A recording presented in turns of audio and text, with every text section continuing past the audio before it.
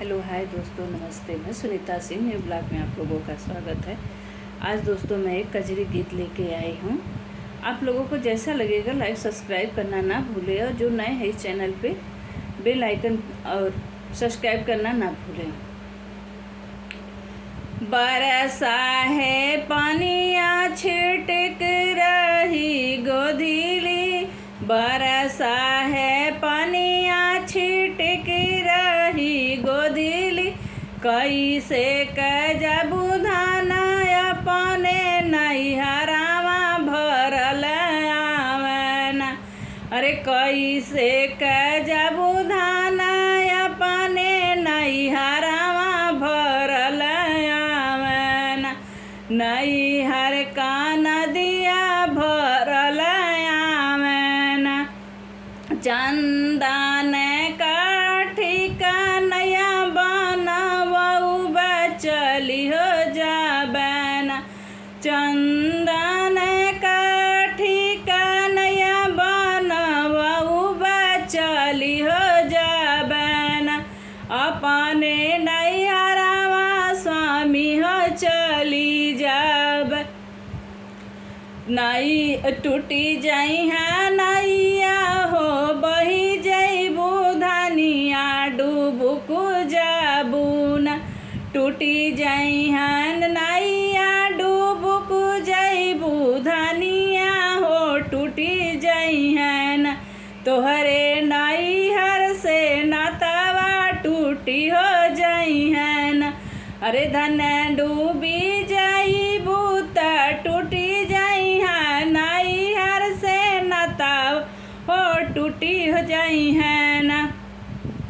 जाऊ मोही स्वामी डूबुक जैबना।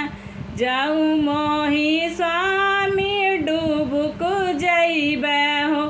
हमरे नैहर में लहुरी बहिनिया रचैली है न। अरे हमरे नैहर में लहुरी बहिनिया रचैली है न। अरे स्वामी हमारी नैहरवा में लहुरी बहिनिया रचैली है न। अरे हमारे नैहरवा में लहुरी बहिनिया रचैली है न। अरे ब्याहिली है हो। अरे नैहर से नतवा बनल रही है न। हमरे नैहर से नतवा जुड़ल रही है न।